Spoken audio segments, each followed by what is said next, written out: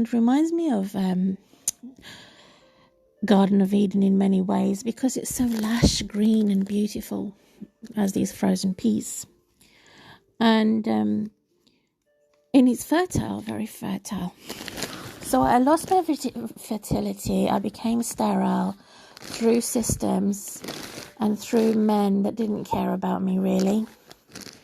I never really had a big man with a big dick. I always had small men with small dicks. But in total, I've had two. I've had many men want to try it on with me. However, they didn't actually have sex with me. So in total, there were two men that had sex with me. And so one of which is dead.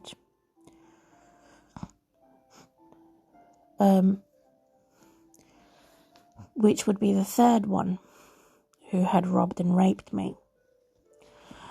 And in acknowledging God's presence, in celebrating the victory of purity, again, I'm going to repeat Isaiah 54 and 55.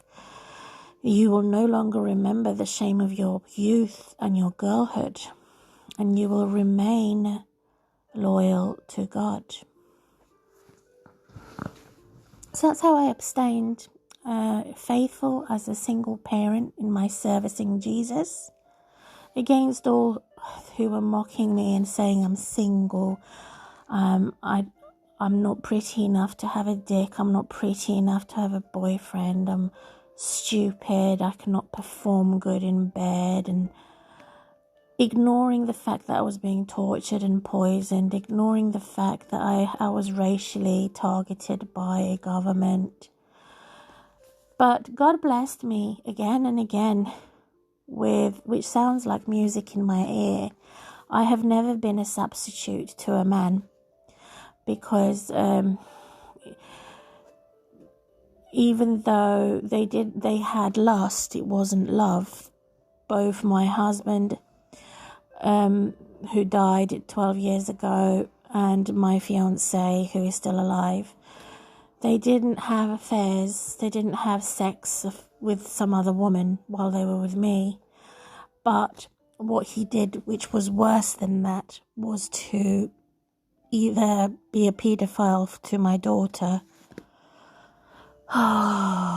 or he was tempted to. So I don't know, only God knows, whether he was tempted or actually he did sexually abuse my daughter from age 4 and 5. And that's another reason why I shaved my vagina, for therapy, for healing, to say, what does my vagina look like a girl? What am I supposed to expect a man to do oral sex on me? Am I supposed to expect to do oral sex on the man? And then God revealed to me this mystery that it is normal and healthy, natural, for the man to do it to the woman, and for woman to only do oral sex to the man if she was unfaithful. Otherwise, it is not natural or normal.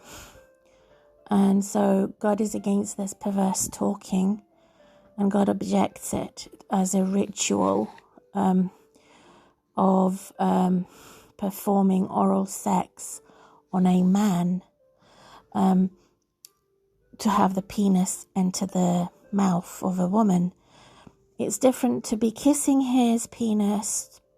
That's acceptable, but it's not acceptable to have it in the mouth. It is demonic, it is perverted, and it has nothing to do with love. So the Holy Spirit objects that.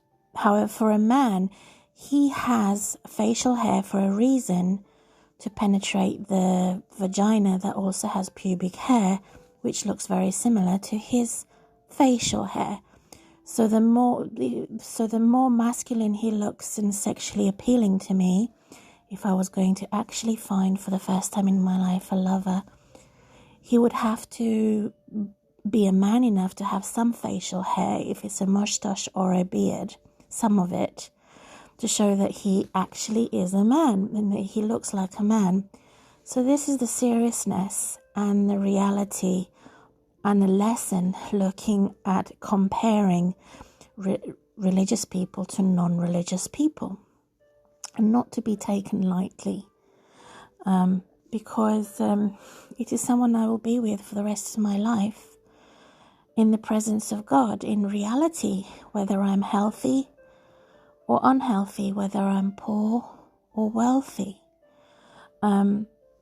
It's the compatibility of how we look like and find each other's presence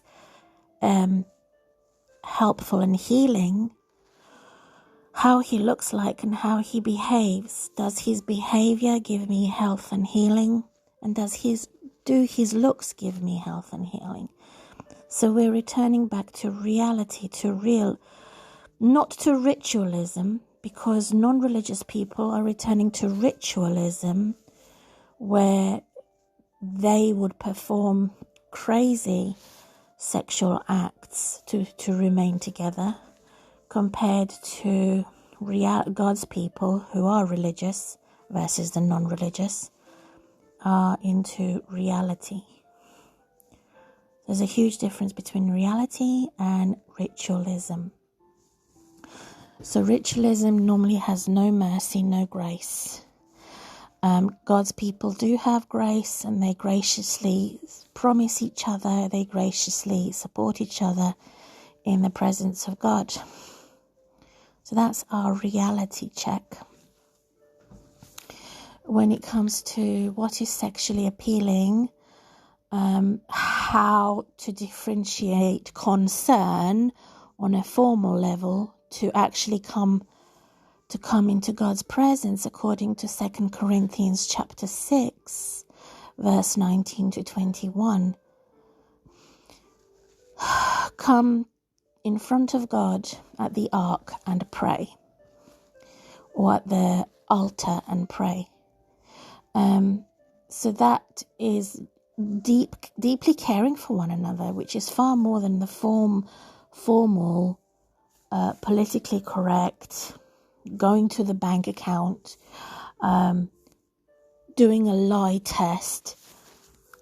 It is far. This is what the word concern means, compared to come to God as you are, come as you are, to come clean and to genuinely care for each other. Where the non-religious people will contradict that. They want to make a contribution, financial contribution, contribution to drugs, contribution to making a new crime, making a new scene, contribution to making a new film, making a new drama, rather than actually caring for one another. So going in deeper, what this promise is, originating similar to a contract of a business agreement, but it's a lot more specific, based on all the saints. So I'm not only looking at myself, I'm looking at all the saints and the promises God made in caring for all the saints in the world. So there is Exodus chapter 19, how people are dwelling together, mixed together, to be reestablished in their relationship with God. So this is what care is. And we practice our care, and how God changes us. So I am marked. People will say, you say about mark of the beast. Well, what about mark of God? If there is a mark of the devil, there must be a mark of God. So this is the mark of God.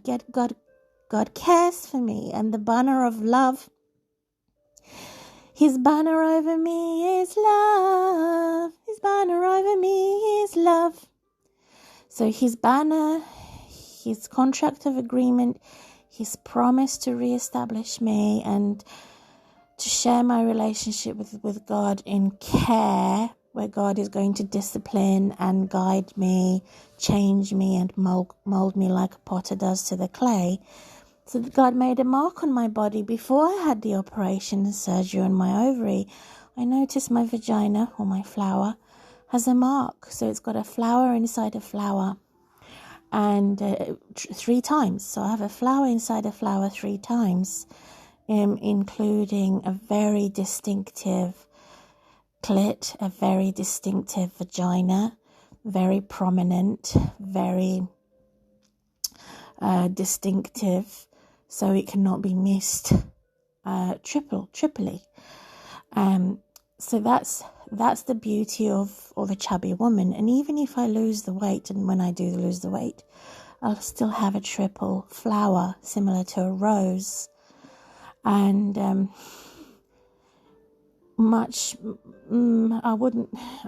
call it a rose, but it's more unique than that, obviously, because it has a marker on it, as well as my breasts have a marker on it. There is no other out there. So if I was a dead corpse on top of other women who are dead corpses, I would be distinctive because I have a marker. I don't even need a tattoo because I have a marker, and it is the way my skin folds, which is in my cleavage for my breasts. I have a not folding skin. The skin is not folded, it's just slanted. There's a slant marker. What is that tower called in Italy that slants? I'm trying to remember